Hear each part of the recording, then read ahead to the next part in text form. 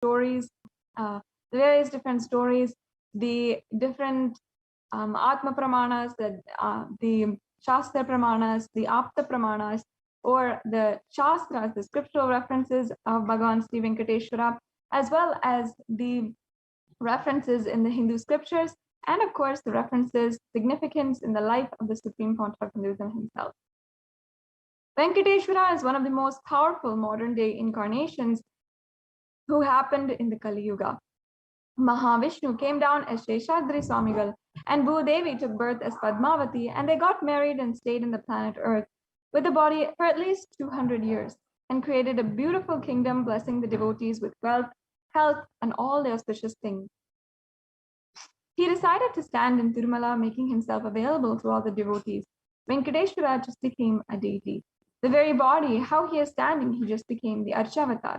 And the Archavatar means the incarnation in the form of the deity to receive all the worship and devotion of the devotees.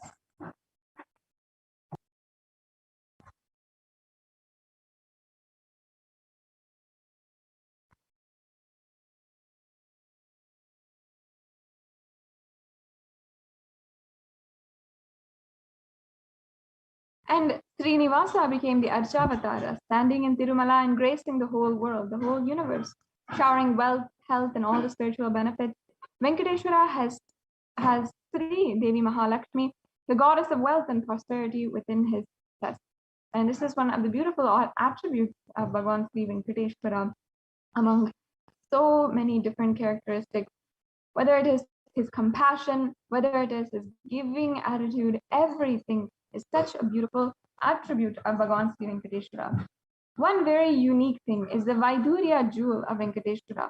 There's one jewel where Bhagavan Venkateshwara is wearing, which is still not able to be signified with any value. So on Venkateshwara's right chest, he is having the world's costliest jewel. He wears it on the Vaikuntha Ekadasi day, on the Srivatsam, and that jewelry is called Vaidurya. That until today has not found any kind of value, meaning that it is still not able to place how much it is worth, because it is that priceless of a jewel. The great saint and enlightened master Ramanuja had a very beautiful teaching and was a great devotee of Bhagavan Sri Venkateshwara. He was once staying for many days in the Tirumala Tirupati temple, and he had gone with the devotees to the top of the hill and was doing this pilgrimage to the Venkateshwara Tirumala Tirupati temple.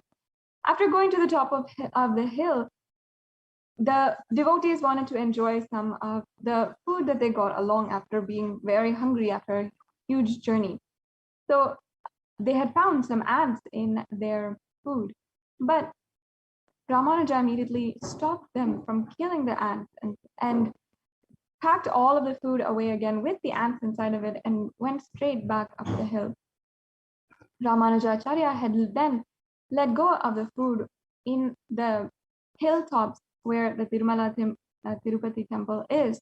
And he told the devotees, we don't know how many janmas all of these different ants had been waiting in order to receive the punya of Sri Venkateshwara. That is just a beautiful story of the glory of Sri Venkateshwara and how he is revered in our tradition. In the Brahmanda Purana, it contains the Sri Venkateshwara Sahasranamam, which also occurs as the conversations between the sage Vashishta and sage Narada. And the translation says that in the Krita Yuga, the Lord Narasimha, in the Treta Yuga, Lord Sri Rama, in the Dwapara Yuga, Lord Sri Krishna, and in the Kali Yuga, Sri Venkateshwara are all the incarnations of Bhagavan Vishnu. The Supreme Pontiff of Hinduism himself has a deep, powerful connection to Bhagavan Sri Venkateshwara. In fact, Venkateshwara is a very muscle memory of the Supreme Pontiff of Hinduism. If you do not know, muscle memory is the layer within inside of you, which contains all of your physical habits, whether it is how you walk, the gait, your grace, everything is stored inside of your muscle memory. And the Supreme Pontiff of Hinduism has a very significant connection to Venkateshwara, having been literally fed the prasadam of Venkateshwara in the very first days, initial days when he was conceived and he was in his mother's, in the biological mother of the Supreme Pontiff, had announced that she was carrying. And there are so many benefits of worshipping Bhagwan Sri Venkateshwara. Today, in this darshan, Bhagwan Sri Venkateshwara is manifesting through the Nijavatara, the living incarnation of Paramashiva, the Supreme Pontiff of Hinduism. You get blessings and initiation to awaken the wealth consciousness in you today, just through this divine darshan.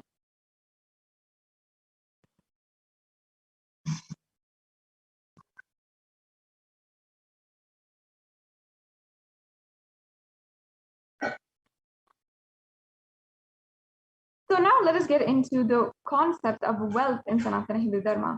There are two dimensions of wealth, Shankanidhi and Padmanidhi.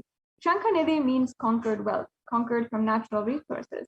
Padmanidhi means flowered wealth, like a lotus, created. Padmanidhi is made to flower from natural resources. So these are the two dimensions of wealth creation in the Vedic tradition. And also there are two major gods who are representing wealth, Kubera and Lakshmi. Kubera hoards wealth, hoards and on the wealth, and is representative of the treasury and the stock market. Kubera enjoys a subtle power that is holding wealth. Lakshmi can bring wealth and represents the flowering, circulating, and current wealth. Lakshmi uses wealth to enrich herself and the world. Lakshmi creates wealth effortlessly, uses it freely, and yes. So now let us get into the wealth creation in the Hindu way, how you can manifest wealth. Let us understand the powerful cognitions behind wealth. And first, before doing that, let's first break down how we are now understanding wealth. What is it that we see wealth? First of all, understand that life can be equated to two things. One is the ability to achieve what you want in the inner and outer world. And two, just getting stuck in both worlds. There are only these two equations. We never have a downside, we never have an upside. It is only these two things. One is the ability to achieve what you want in the inner and the outer world, and two is just getting stuck, running riot, and not being able to be successful in either. Everybody wants wealth, but they do not increase the wealth and the life in them to the level that they want it. Wealth can be equated to the life energy you express. It is a straight question because as on now, a normal man has wealth as a first priority in life. So if you do not have wealth, don't blame anybody. You are not expressing life in you. Life energy is not happening in you. Well, this might be seeming harsh, that you might feel that you are having that life energy inside of you. Just take a few moments and see. For the amount of wealth that you feel that you want to have, and the amount of activism in your life that you need to create that wealth, are we really aligning these two? Life energy itself is powerful enough to generate the wealth that you want. Creating wealth is an intrinsic part of your life. Krishna says very beautifully in the Gita, Gahano karmano gatihi, meaning the universe by its nature works, works, and works. If you have at least the goal of creating wealth, you will be creative. Your energy will be channeled properly. The first priority in life should be for moksha, and the second, until the enlightenment happens, it is creating wealth.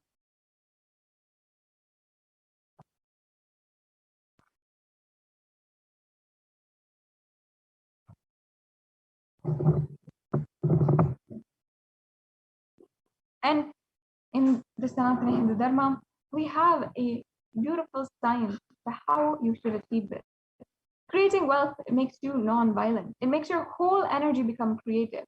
Creating wealth becomes tremendous interest, brings tremendous interest in life and non-violence.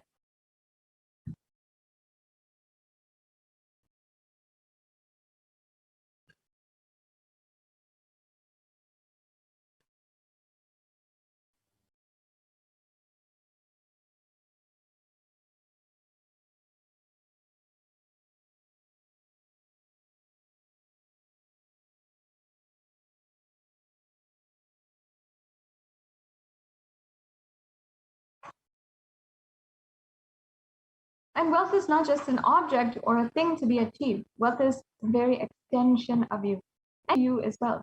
The quality of the health you enjoy, the state of your relationship, fulfillment you experience in your career, your mental state, everything is wealth.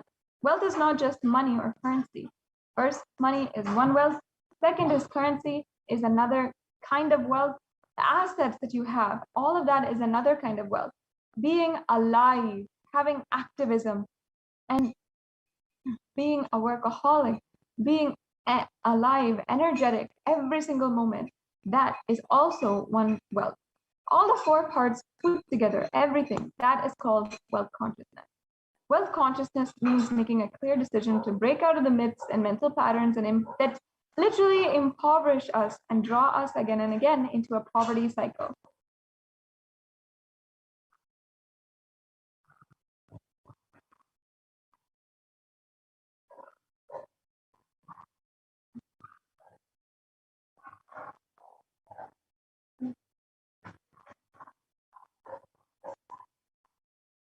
And you don't manifest your desire, you manifest your cognition, what you cognize and perceive as reality.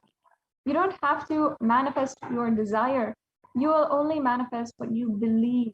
We never manifest what we want. This is a fundamental cognition that we have to really understand. You manifest what you believe, not what you desire. So deep inside of us, we have to change our fundamental belief. Many of us say, I really desire wealth, but deep down we believe that wealthy people are arrogant people, bad people. They do a lot of wrong things. If you believe that wealthy people are arrogant, bad, wrong, they do many things, and they exploit others, if you have that belief, how are you going to manifest wealth in your life?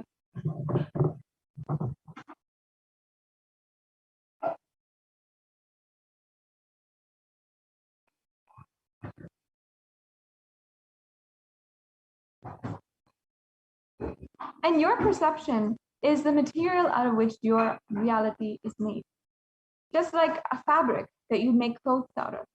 The very fabric, if you have that you don't like the material, you have to change the fabric that is there in the first place. If you desire wealth, you believe, perceive, cognize wealthy people are bad, or wealth is too much responsibility, naturally you will not manifest wealth in your life. So let us now look at all the beliefs that you carry about wealth. Let's give us a breakdown. And if you want, you can start to write down some of your own cognitions. Take ideas from what we are telling you, and you can see what all are your own cognitions. Deep down, truly internalize. Take a few minutes right now, grab a notebook and a pen, and do this exercise and see what are really the cognitions that you have about wealth. I promise you that if you do this just for 15 minutes and just analyze inside of yourself, and you start this process of deeply questioning your fundamental core beliefs, you will see how it starts a shift in you. Wealthy people are arrogant people, bad people. This is one of the common misconceptions that each and every one of us have. And it starts from a very young age. We all carry a deep resistance of wealth, leading to not accumulating wealth. And even if we accumulate it, we certainly just simply lose it. The truth is that arrogance does not come by wealth. Arrogant people will be arrogant whether they have wealth or not. Arrogant, of course, meaning that you feel that you're more important, or you feel that you're known more than other people as well. But if we wrongly associate wealth to arrogance, we start to create a pattern. And then we start to hate wealth as well, the same way that we hate arrogance. Another common misconception that we might have is that poverty is good.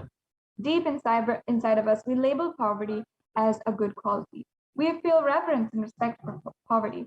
But how then, if we create this inside of us, could we generate wealth? Could we generate how much wealth we want in life, how we want to live our lives luxuriously when we think that poverty is good?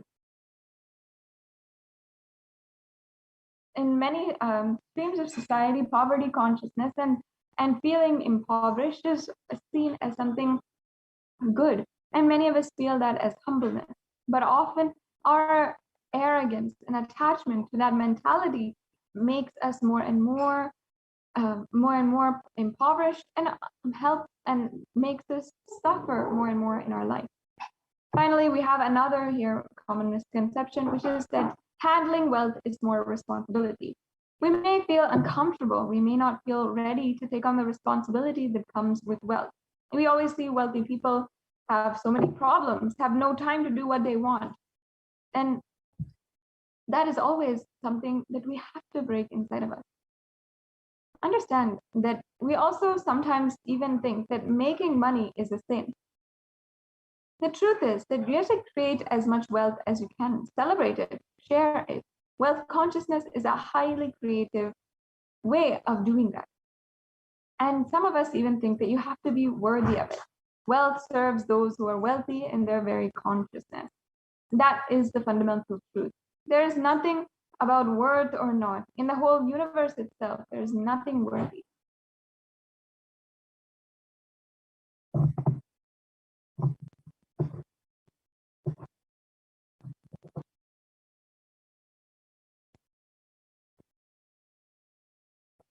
Yes.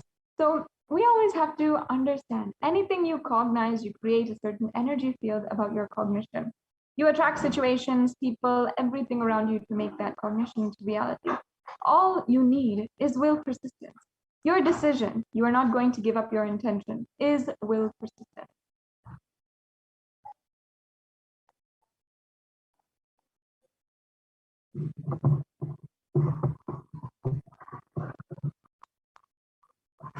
And your mental patterns goes on affecting you, but you always tell, I'm too busy to repair myself.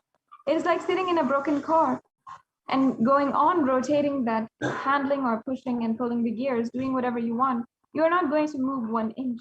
And if somebody says, why don't you repair your, you think, oh, no, I am too busy to repair. I can't get down now and repair because I'm hurriedly going to someplace. Understand how ridiculous this sounds. You're sitting in a broken car. The first thing you have to do is get out, examine the situation, and fix it.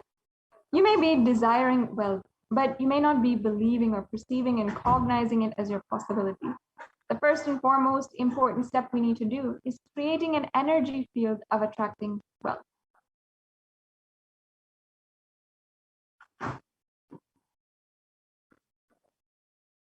Yes, and who better to be able to do this than with the Supreme Pontiff of Hinduism himself. The Supreme Pontiff of Hinduism has literally given us the sacred secret, the cognition. Just by listening, you can shift everything inside of you and have a breakthrough in your wealth. I know that there are so many people out there who are waiting to have that breakthrough in wealth consciousness.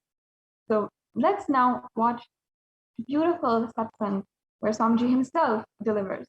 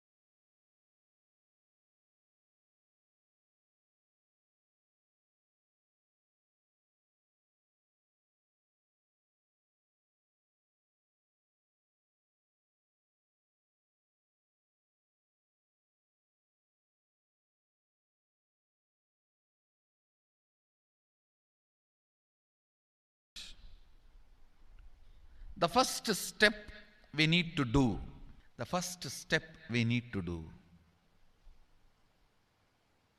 looking back, the gap between your desire and your cognitions. How you started perceiving wealth, money. How you started perceiving. The first step we need to do. The first step we need to do. How I was introduced to money and looking back, interacting with money. I still remember my 3rd birthday. Your desire, Father has given me a Ganesha, and your cognition, who actually ate food. How you started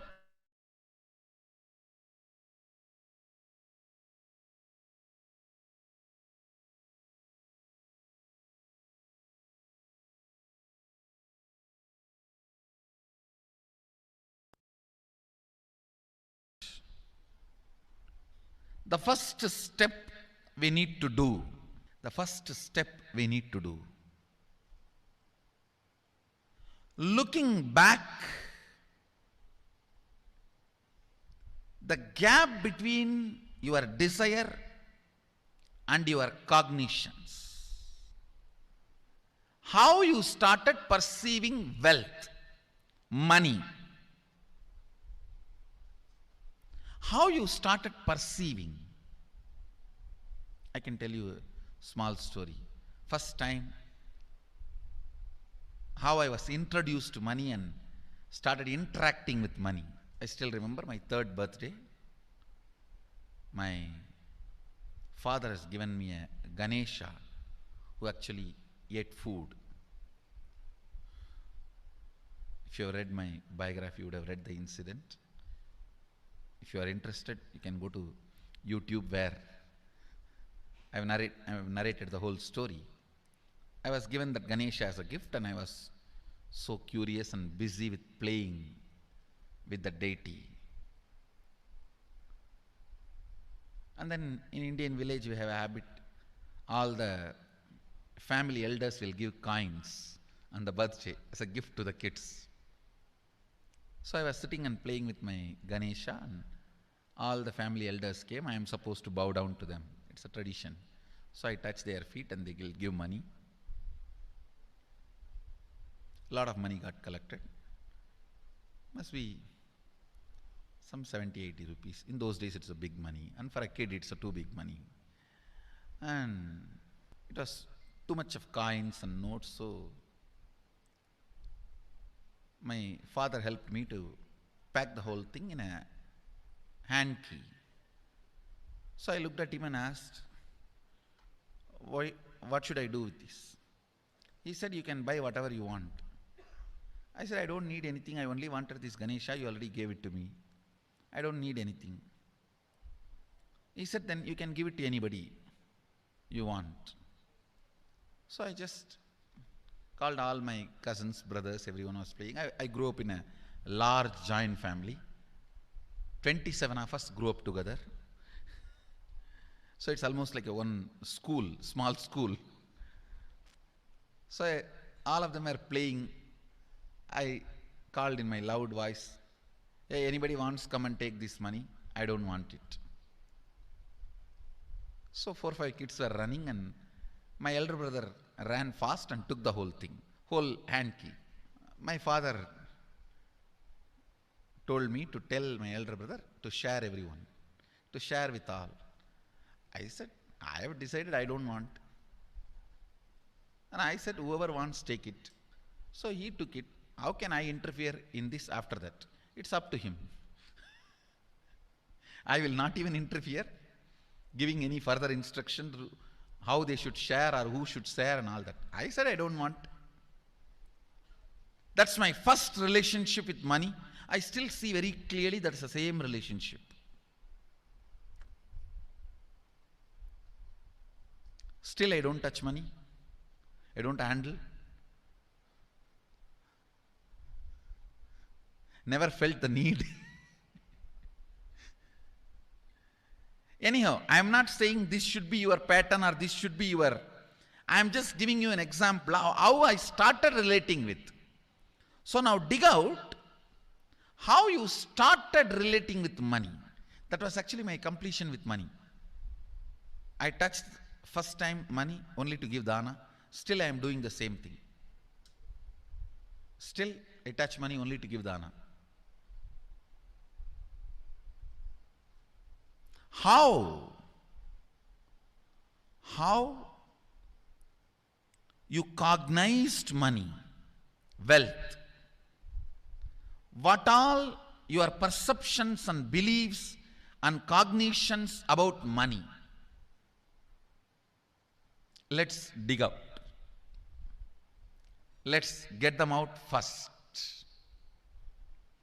The moment you remember money, does it bring tremendous pain, suffering, impossibility, all that in you? What is the emotion or energy it invokes in you?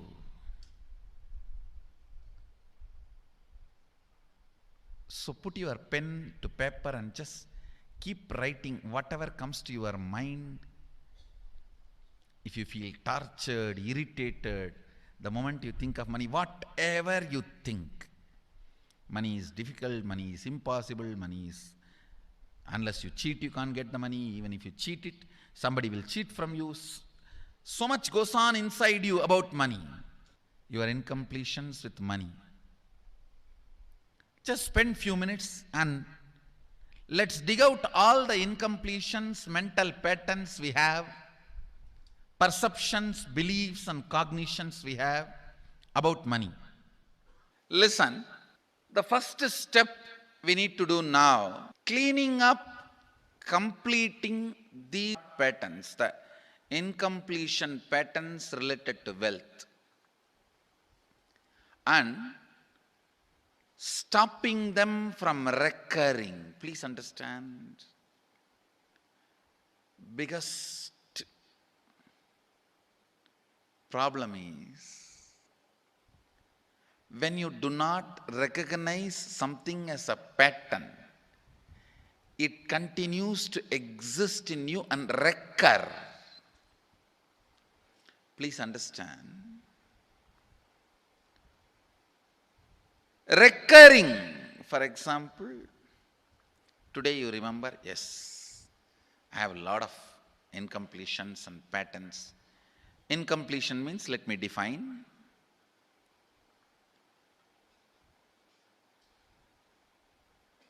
Your past sitting in your present, not letting you live your future is incompletion.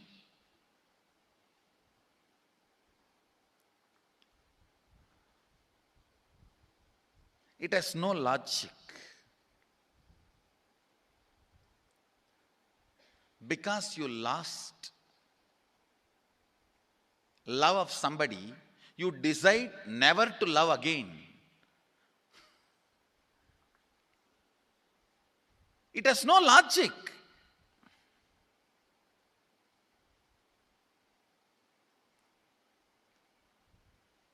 Tons of negative decisions, cognitions you make about life is incompletion.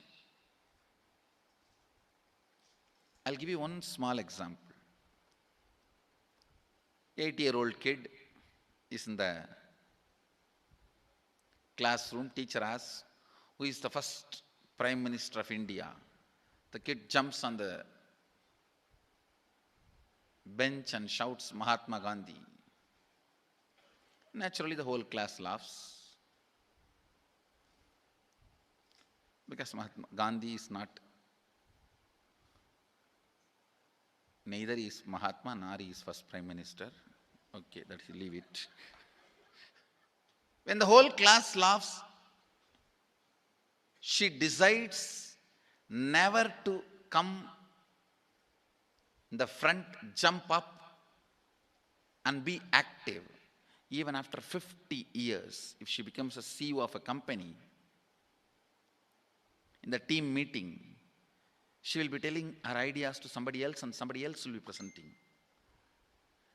even if she is the head of the meeting, she will continue to suffer the decision she made at the age of 8.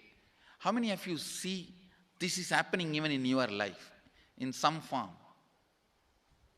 That is what I call incompletion.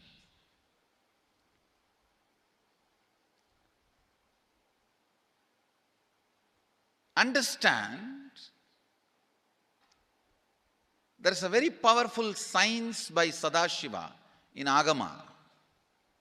Sadashiva is the first Guru, Adi Guru. He explains in Agama, of course, the moment I utter this word, many will have many questions. What? Sadashiva? He was supposed to be God. Was he Guru? He was supposed to be energy. Was he teaching? Let me be very clear. He is the pure consciousness beyond time and space, but he also assumed form within the time and space. The formless came in form many times and taught the great spiritual truths to the world. We should not even use the word was. Is the right word.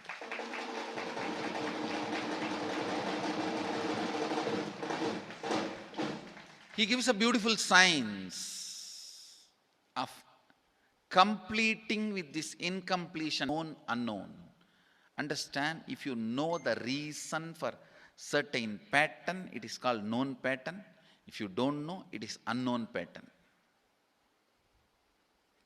Sometimes you will have a heaviness, suffocation, but you don't even know why.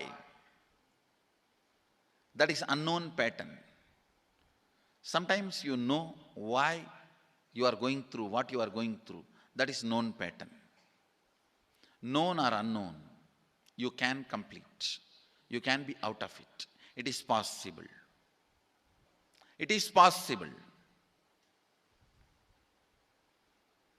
I'll explain this science of completion. Understand, this one technique can help you whether you want to get rid of or your whole ignorance and get into enlightenment. Whether you want as simple as healing your headache or as complicated as enlightenment. Anything, this one technique can give you. This one technique, it is a complete end-to-end, alpha to omega.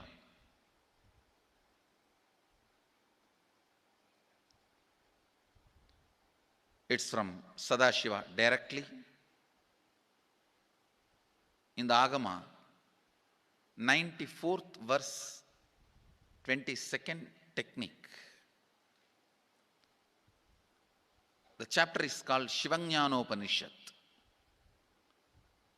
and also called as Vijnana Bhairava.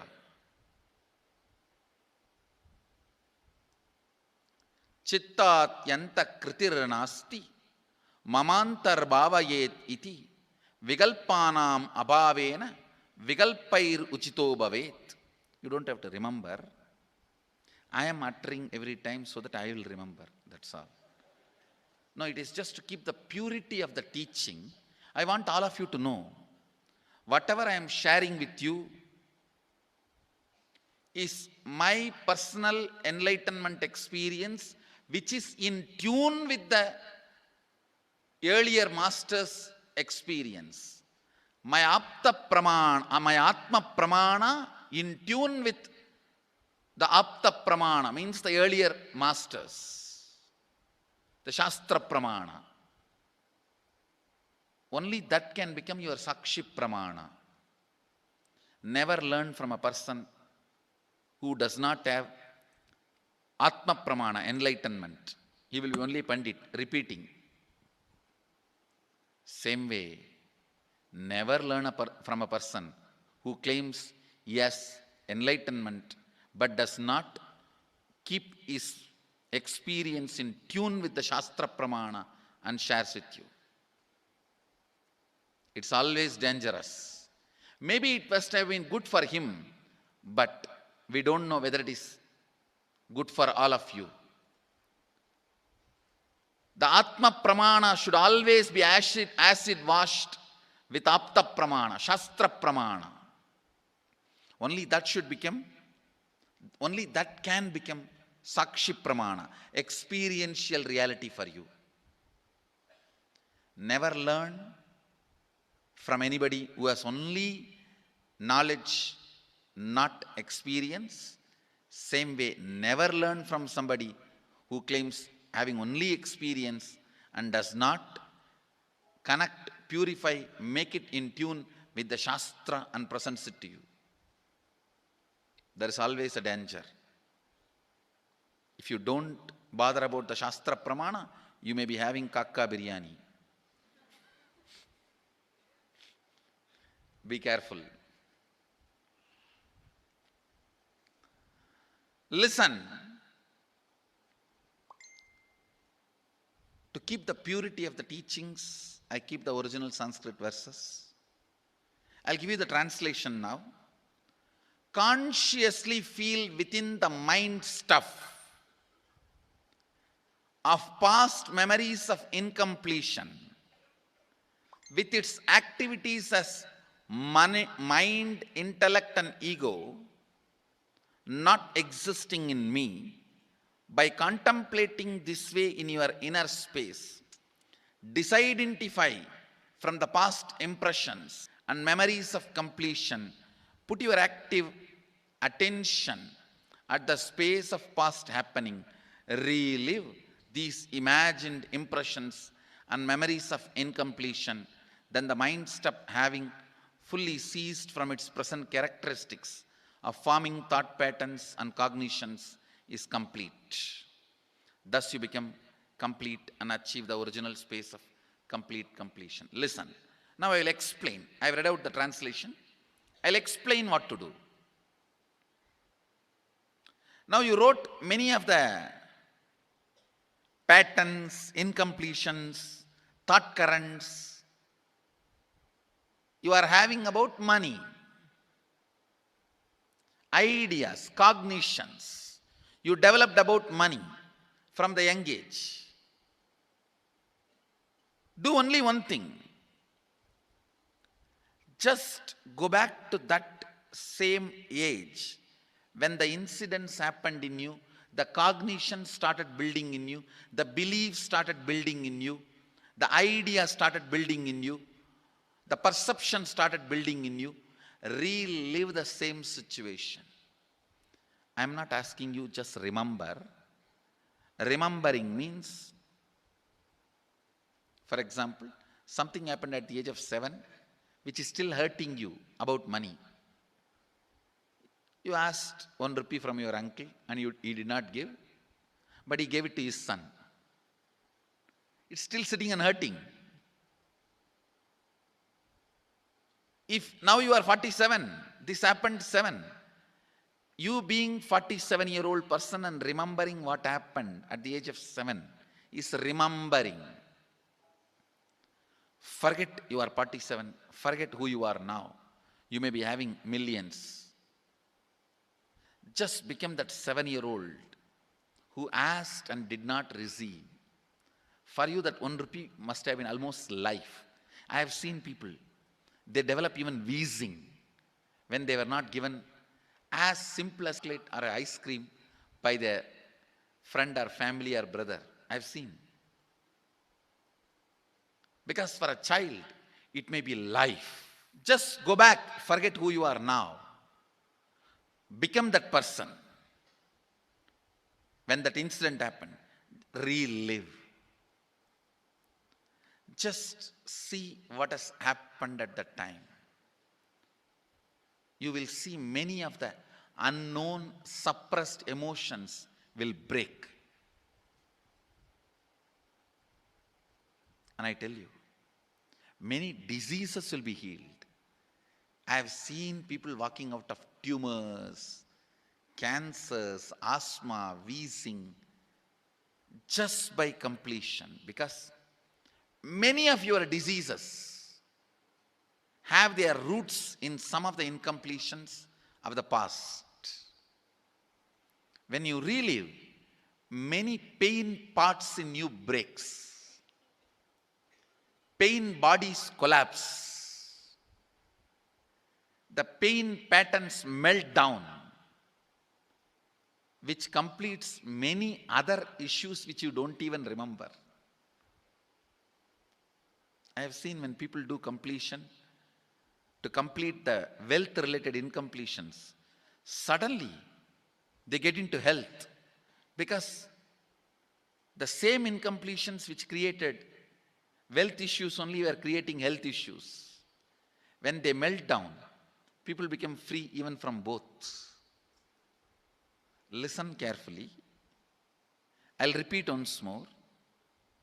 Now you would have written so many patterns, incompletions, thought currents, ideas, cognitions. Take few minutes. Go back to each incident, each pain, each hurting. Relive, relive, relive. Don't justify what happened. Don't try to console yourself. No consolation will work. No justification will work. Neither help others nor try to help yourself. Just relive. I've seen when somebody has tears, others try to console. No, relax. You are not more compassionate than me. Let me do that job. You don't interfere in my job. Let you just go through. Even you don't try to console yourself. That is not going to work. If something has to break inside, let it break. It's okay. When you relive, the powerlessness, incompletion, loses power over you. I'll guide you step by step. And I commit with you, I'll lead you all to completion. And I know how to awaken, trigger the incompletions in you and break them, help you to relive and relieve. I am supporting all of you. Have courage. Let's clean up.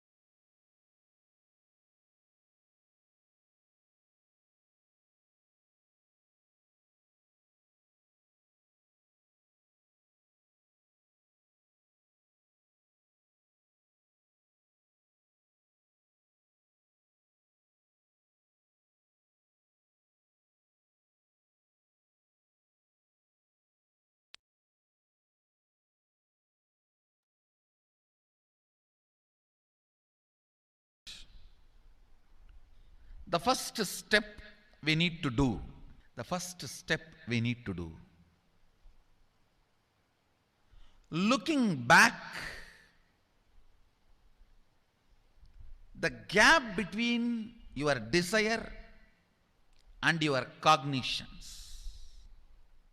Yes. How you started Now let perceiving us wealth, enter into the money. next segment and enter into the exercise. How you started perceiving.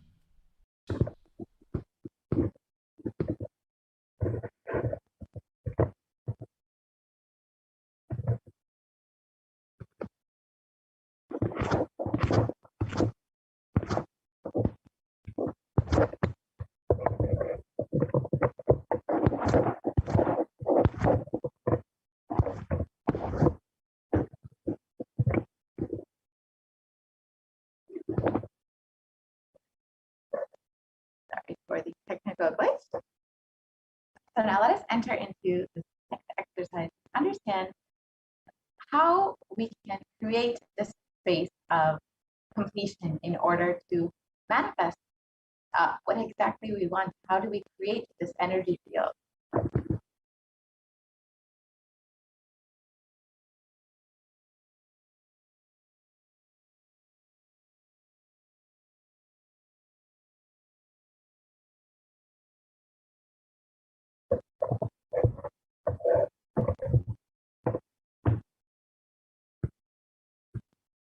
Yeah, so we can go ahead and the exercise, all of the incompletions and patterns you carry about wealth, and create a right space, a powerful magnetic energy center in you to attract wealth, situations, and people that support you to create wealth like magnet for manifesting wealth the way that you want.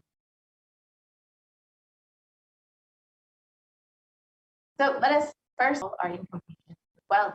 Dig out all of the incompletions about money, whether it is about making money or about saving money, whatever the incompletions may be. Just start digging out whatever incompletions, incomplete cognitions that you carry about wealth.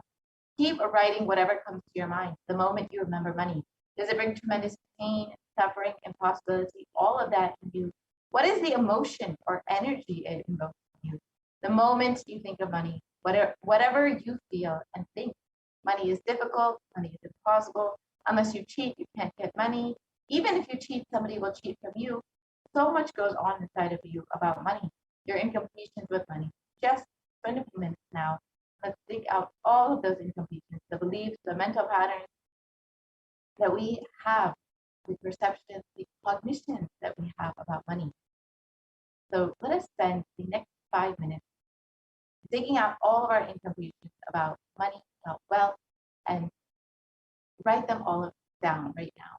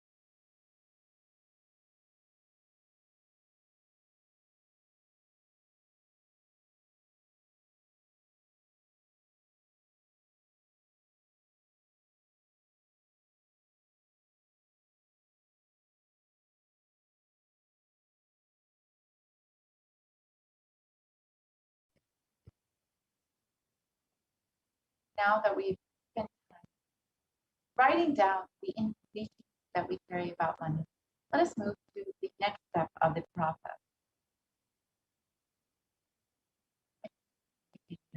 Slide, please.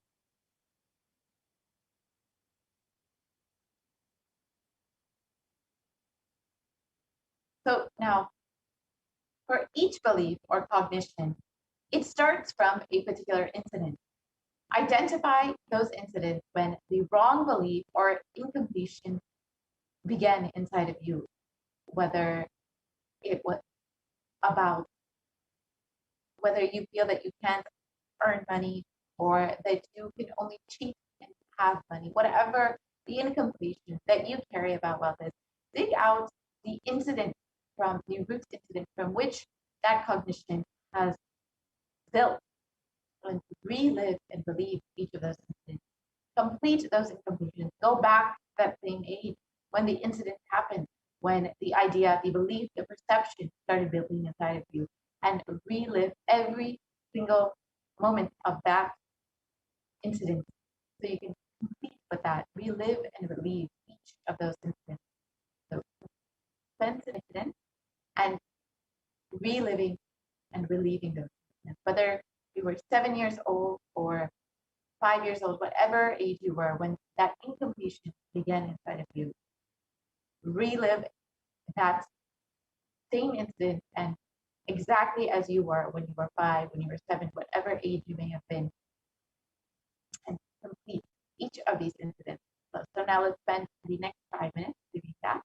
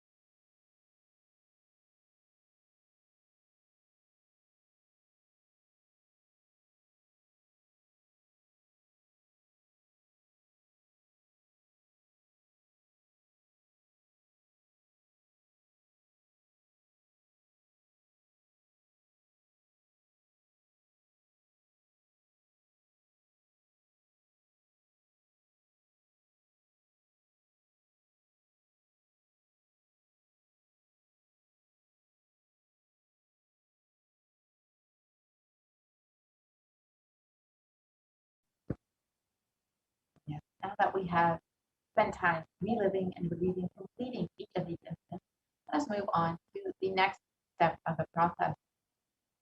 Now, let us consciously decide what it is that we want to manifest within the next 3 months in the dimension of wealth.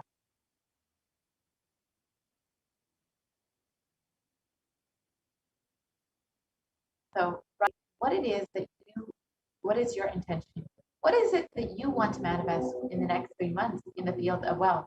Whether you think as well, whatever you think as well, maybe money as well, currency, a person as a wealth for your life, situations as wealth for your life, or for some, being active is a wealth.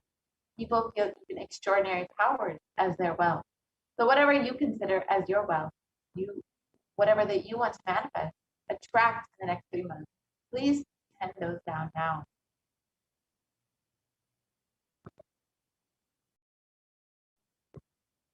Yes. So we will spend the next 5 minutes penning down what it is that we want to manifest in the dimension of wealth.